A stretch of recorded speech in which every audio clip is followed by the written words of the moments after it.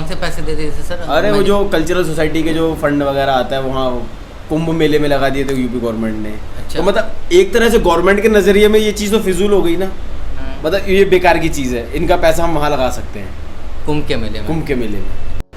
मैं अभी black pearl arts theatre group है जो कि मैं वहाँ आया हूँ।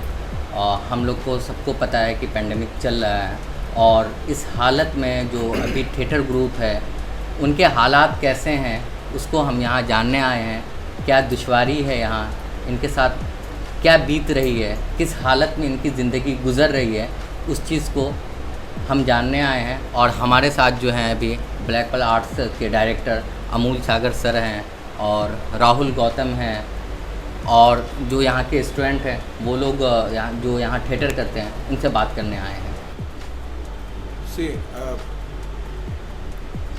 देखो प्रॉब्लम्स तो पहले से भी थिएटर में मौजूद थी। मोस्ट इम्पॉर्टेंट चीज़, चाहे वो ऑडियंस को लेकर हो चाहे फाइनेंशियल लेकर हो, तो वो एग्जिस्ट कर ही रही थी।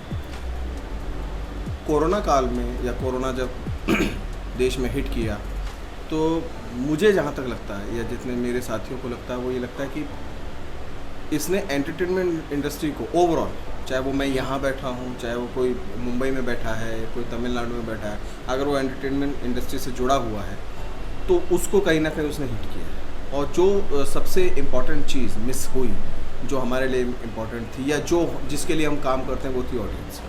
और ऑडियंस जब हटी या गायब हुई या किस पैंडेमिक की वजह से सब चीज़ें अलग थलग हुई तो इसने व्यक्तिगत से लेकर फाइनेंशियल हर एक उस हिस्से पर चोट की जहाँ पर एक कलाकार प्रभावित हो सकता है। फॉर एग्ज़ाम्पल जैसे कि हम मान लो अब हम रिहर्सल्स वगैरह करते हैं तो ठीक है, अब बच्चे नहीं हैं बिकॉज क्योंकि सबको प्रिकॉशंस हैं, सब लोग रह रहे हैं, सब लोग अपनी अपनी जगहों पर हैं और सुरक्षित है और रहना भी चाहिए। लेकिन कहीं ना कहीं वो चीज़ इफ़ेक्ट डाल रही है थिएटर में, क्योंकि जब लोग ही नहीं होंगे तो नाटक कैसे होगा। और अगर नाटक तैयार हो जाता है तो देखने के लिए ऑडियंस होगी, और अगर ऑडियंस भी आती है तो इस पैंडेमिक में वो पैसे देकर रही है तो आप फाइनेंशियली भी हिट कर। तो ओवरऑल सारी जगहों पर पहले से ही प्रॉब्लम थी, लेकिन ये पहले चीज़ें डेवलप की जाती थी, मेहनत करते थे, प्रमोशंस कर रहे हैं, मेहनत क्लासेस चल रही है, ट्रेनिंग्स हो रही है, वर्कशॉप्स हो रही हैं, तो ये चीज़ें ओवरकम हो जाती थी। लोग आते थे, नाटक देखते थे, एंजॉय करते थे, सीखते थे, एजुकेट होते थे।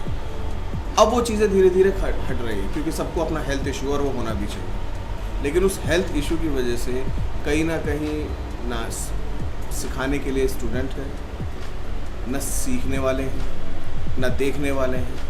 और इस सब का असर हम पर व्यक्तिगत से लेकर, चाहे मैं व्यक्तिगत चाहे वो मेंटली ही क्यों ना हो, क्योंकि एक कलाकार की भूख उसका नाटक है, उसका काम है।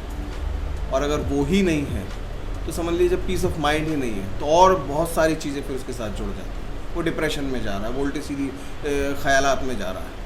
उसके पास वो काम करने के लिए नहीं जो जिससे एक्चुअल में उसकी पहचान है, जहाँ वो एक्चुअली बात कर सकता है, समझा सकता है, कह सकता है, या एक आर्ट है, एक स्किल है, उसको वो दिखाने के लिए ना तो लोग हैं ना वो मंच है, क्योंकि सब कुछ एकदम लोग के साथ। या क्योंकि जाहिर सी बात है आप जो भी प्ले आप लोग करते हैं वो फिजिकली करते हैं, दिखाते हैं, ठीक है, वो एक्ट होता है। जैसे क्लास हम लोग नॉर्मल जो भी स्कूल में लेते हैं वो तो बस टीचर मैम है, मैम अपना लेक्चर दे रही हैं और स्टूडेंट जो सुन रहे हैं लिखने का काम कर रहे हैं या क्वेश्चन कर रहे हैं। बट लेकिन आप लोग जूम पे काम कर रहे हैं या जूम पे क्लास लेते हैं या नहीं लेते हैं, मतलब किस तरह जूम का यूज़ कर रहे हैं? से जूम एक अल्टरनेटिव निकल कर आया है। हाँ, ठीक है, पिछले लॉकडाउन से कुछ लोगों ने या सभी ने लगभग जूम पर आकर क्लासेस देना शुरू किया, एंड विच इज़ गुड। ठीक है, आप एक मेंटली प्रेशर से तो थोड़ा बहुत जूम के सहारे, उन क्लासेस के सहारे निकल सकते हैं, लेकिन वो कंप्लीट इलाज नहीं है। थिएटर या जो परफॉर्मिंग आर्ट्स है प्रैक्टिकल काम है, जहाँ पर दो लोग आमने सामने होते हैं और आपस में संवाद होता है, एक्शन होता है, रिएक्शंस होता है। वो चीज़ जूम पर संभव नहीं है। जूम पर आप क्लासेस कर सकते हो, आप थ्योरी समझा सकते हो, समझ सकते हो, डिबेट कर सकते हो, किसी मुद्दे को समझ सकते हो, लेकिन प्रैक्टिकली जब नाटक करने की एक्चुअली बारी आती है तो यस आपको फिर मंच चाहिए, वहाँ पर आकर जूम फेल हो। देखिए काफ़ी ये मेरे या मेरे ब्लैक पर्ल आर्ट्स में ही नहीं, सारे ग्रुप्स में लगभग सभी यही हाल है कि लोग, क्योंकि दिल्ली में थिएटर के लिए बहुत स्कोप है अगर आप सीखना चाहते हैं, आप एजुकेट होना चाहते हैं। और ये बहुत मोस्ट इम्पॉर्टेंट बात है, जो शब्द है बगावत की, भाई घर वालों से लड़ झगड़ कर आते हैं, तो वो मतलब मुझे मेरा ये सोचना है कि वो कहीं ना कहीं एक एजुकेशन में एक कहीं ना कहीं से वो कहते हैं ना एक ढील है जहाँ पर थिएटर या एक्टिंग को और प्रोफेशन के मध्य में कम समझा रहा है। हालांकि इससे होने वाले फ़ायदे सब चाहते हैं, क्योंकि जब सब स्टार बन जाते हैं तो वही नेम फेम सब चाहते हैं, बट इसमें सीखना और एजुकेशन के पॉइंट ऑफ व्यू सीखना संभव लोग समझते ही नहीं, सुनते ही नहीं। बच्चे होते हैं जो अपने दूर इलाकों से हैं, कोई यूपी में कहीं दूसरे शहर से है, कोई बिहार से है, कोई कहीं से, वो लोग दिल्ली या मुंबई जाते हैं।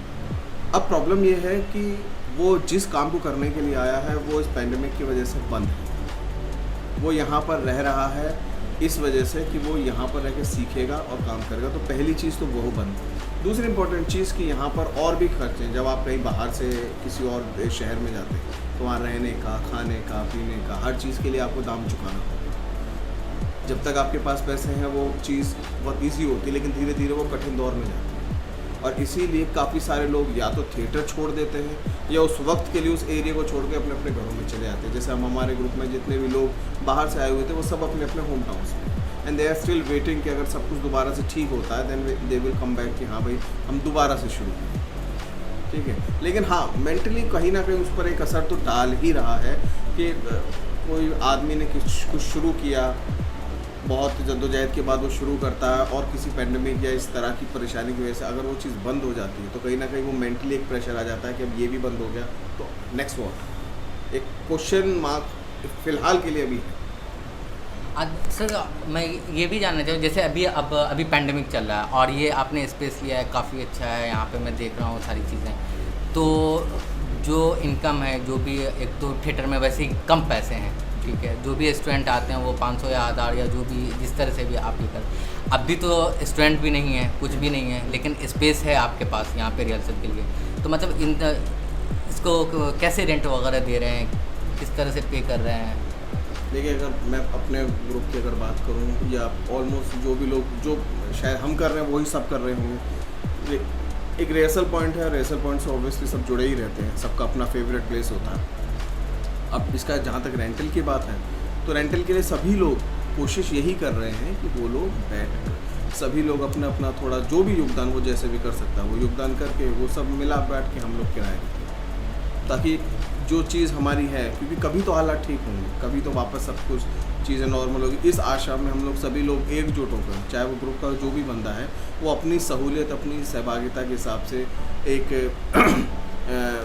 सहयोग के पॉइंट ऑफ व्यू से उस चीज़ को हम कलेक्ट करते हैं और डिलीवर करते हैं, ताकि जो हमारी अपने रिहर्सल प्लेस है या जो हमारा साजो सामान यहाँ पर है वो मेंटेन रहे, ताकि हम आगे जब सब कुछ ठीक होगा, सब कुछ नॉर्मल हो जाएगा तो हम वापस से अपने वही आर्ट एंड कल्चर की तरफ जो हम करना चाहते हैं, सीखना चाहते हैं, जो हम कर रहे हैं या लोगों को एजुकेट कर रहे हैं, वो फिर हम वापस से शुरू कर सकते हैं। ये राहुल गौतम है और ये थिएटर आर्टिस्ट भी हैं और सर के साथ शुरू से जुड़े हुए हैं, और ये 2016 में या 17 में रोडीज़ 2017 में रोडीज़ में थे, और इनका जो ऑडिशन सबसे ज़्यादा फेमस हुआ था, जो कि सब लोग देखे थे, वो बस कंडक्टर थे। उसके बाद जो है ये रोडीज़ में गए थे और इन्होंने रोडीज़ निकाला था और काफ़ी लोग मोटिवेट हो रहे थे इनसे, तो अब हम उनसे बात करते हैं। राहुल गौतम, अपने बारे में बताएं, अभी पैंडेमिक के बारे में किस तरह गुजर रही है ज़िंदगी आपकी? ज़िंदगी फ़िलहाल तो उस तरीके से नहीं गुजर रही जिस तरीके से पहले गुजरती थी। जैसा कि सर ने बताया, कोरोना के बाद काम कम हुआ है, हमारा क्या हर लेवल पे कम हुआ है, टीवी फील्ड में भी कम हुआ है, हर एक जगह पे काम की कमी हुई है, हर कोई परेशान है, हम भी परेशान हैं। कहाँ तक पहुँचे थे वो? सेमीफाइनल से पहले एक राउंड होता है वहाँ तक था मैं। अच्छा, वहाँ तक थे। तो जब आप रोडीज़ कर रहे थे तो उस टाइम में लोगों का परसेप्शन बना होगा कि अरे यार ये तो मतलब स्टार बन गया है, और जो कि बस कंडक्टर था, ठीक है, और काफ़ी मतलब उम्मीद लगा के बैठे होंगे लोग। उसके बाद फिर आपने सीरीज़ भी किया है, शायद कुछ संजय मिश्रा वगैरह के साथ, मूवी वगैरह भी करी है। हाँ, मूवी वगैरह भी करी। उसके बाद से अभी मतलब क्या कर रहे हैं, मतलब बस कंडक्टर हैं या अभी छोड़ दिए? फिलहाल तो मैं बस कंडक्टर हूँ, पहले भी था, मैं अभी भी हूँ। अच्छा, आगे नहीं रहना चाहता। बस कंडक्टर आगे नहीं रहना चाहता। अच्छा, मतलब काम ढूंढ रहे हैं, काम की हाँ। तलाश में है। तो फिर आपके वही सवाल पर आ जाते हैं हम। रोडीज़ के बाद काम मिला, हाँ, काम किया। एक्चुअली में लोगों को ऐसा लगता है कि आदमी ने 1-2 शो कर लिया उसके बाद से काम मिलना, मतलब जो आम लोगों की जो वैसे नजरिया सबको होता है। यही सोचता है कि यार काम मिल गया एक बार आ गया टीवी में, मतलब इसे रेगुलर काम मिलता रहेगा, ऐसा नहीं है। और थोड़ा बहुत काम मिलता है लेकिन उसके लिए भी बहुत मेहनत करनी पड़ती है, थोड़े से काम के लिए भी बहुत ज़्यादा मेहनत करनी पड़ती है। जब से कोरोना आया है तब से मेहनत और ज़्यादा करी है लेकिन काम बिल्कुल भी नहीं है, काम बिल्कुल ना के बराबर है, काम है ही नहीं। फ़िलहाल तो कोई काम नहीं मिला मुझे अभी तक कोरोना के, जब से कोरोना आया कोई काम नहीं मिला फ़िलहाल। इतना ऑडिशंस वगैरह होते हैं लेकिन जिस लेवल पे, मतलब पहले 100 में से 90% काम चलता था, अब 10% पर आ गया। अब 10% में वो रहता है जिनका एक मतलब अच्छा ओहदा है, जो पुराने काफ़ी पुराने जो खिलाड़ी हैं, जो पुराने एक्टर हैं, काफ़ी सीनियर हैं, उनको सबसे पहले मिलता है। उसके बाद कुछ बचता है तो हमारे पास आता है, फ़िलहाल तो वो भी नहीं है। ये पिछले लॉकडाउन से यही हो रखा है। तो मतलब अभी खाना पीना रहना सहना वगैरह वो मतलब कैसे कर रहे हैं? तो फिलहाल और ये तो नौकरी चल रही है। क्या वो बस कंडक्टर वाला बस वो कंडक्टर अभी भी वाला। कर रहे हैं आप? हाँ, वो नौकरी कर रही है। अच्छा। तो फिलहाल तो वहीं से चल रहा है, लेकिन कुछ एक लोग हैं जो नौकरी नहीं करते, वो थिएटर बेस पर ही है। हाँ। उनका तो बहुत, जब मुझे इतनी दिक्कत हो रही तो उनको कितनी दिक्कत हो रही है, मैं तो इस बात से सोचता हूँ। राहुल गौतम, आपकी कोई अपील है सरकार से, लोगों से, कुछ भी? भाई देखो, ऐसा है, सरकार से तो क्या कहूँ, मतलब गवर्नमेंट सारी एक जैसी है, किसी भी गवर्नमेंट का ले लो, हम लोगों के बारे में कोई नहीं सोचता। ऐसा लगता है जैसे कि वो होता है ना, घर में कुछ जायज़ होता है, कोई नाजायज़ हो जाता है, मतलब हमारी कोई वैल्यू नहीं है। मतलब गवर्नमेंट कभी हमारी तरफ ध्यान एक्चुअली में कभी नहीं देती, कभी गवर्नमेंट का ध्यान ही नहीं गया इस तरफ। खास तो अभी तो लॉकडाउन से तो शायद गया ही नहीं है। हमारी सर क्या था वो पिछले साल यूपी गवर्नमेंट में जो वहाँ दे दिए थे पैसे कल्चरल सोसाइटी वाले। हाँ, मतलब कौन से पैसे दे दिए थे सर? अरे वो जो कल्चरल सोसाइटी के जो फंड वगैरह आता है वहाँ कुंभ मेले में लगा दिए थे यूपी गवर्नमेंट ने। अच्छा। तो मतलब एक तरह से गवर्नमेंट के नज़रिए में ये चीज़ तो फिजूल हो गई ना। हाँ। मतलब ये बेकार की चीज़ है, इनका पैसा हम वहाँ लगा सकते हैं कुंभ के मेले में? कुंभ के मेले में। अच्छा। तो इसका मतलब क्या हुआ, मैं किसी को, अब सभी एक जैसे हो गए ना। अब दिल्ली गवर्नमेंट ने भी कुछ खास फिलहाल तो नहीं करा, कोई सपोर्ट दिया हो। ये तो होता है ना, दूध में से मक्खी निकाल देना, बिल्कुल ना जाए, चले या साइड में हटाए नहीं, अभी फिलहाल की कोई जरूरत, क्योंकि कल्चर चला ही रहे हम लोग।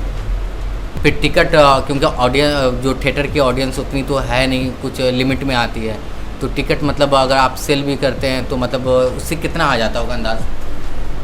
देखिए, प्रॉफिट तो नहीं होता। प्रॉफिट नहीं होता?